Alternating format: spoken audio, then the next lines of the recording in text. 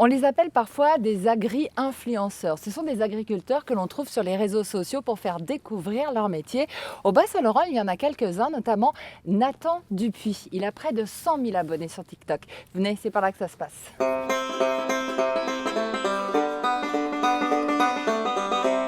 Salut la gang! Aujourd'hui, je vous explique la différence entre une Holstein et une Jersey.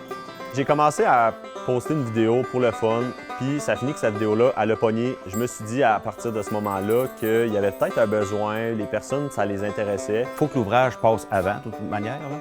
Puis je sais qu'il en faisait le soir ou s'il y avait un VLH, ça c'était correct. Ça instruit les gens qui le suivent, dans le fond. Mais toujours en disant, en l'avertissant de garder, de ne pas trop prendre de temps là-dessus, surtout durant les travaux saisonniers. Donc, petite surprise en rentrant à l'étable ce matin, j'ouvre les lumières, j'ai vu le veau sortir. Donc, pas de live VLH, mais au moins on a une petite génisse qui a l'air plutôt en santé. Et être présent sur les réseaux sociaux, ça donne une sacrée notoriété.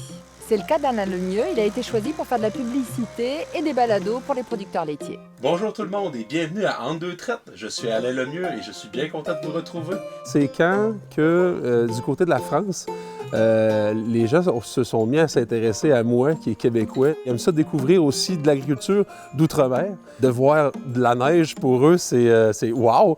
J'ai commencé à partager mon quotidien petit à petit. Puis, à un moment donné, on se déjeune, puis on fait face caméra.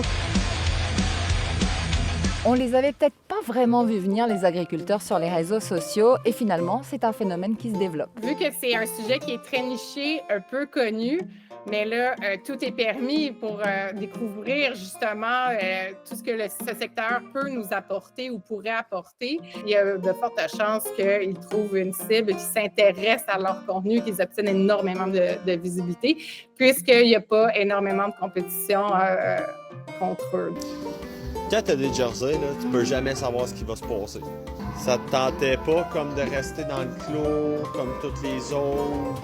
En tout cas, suivre des agri-influenceurs, ça permet d'en savoir un petit peu plus sur le monde agricole.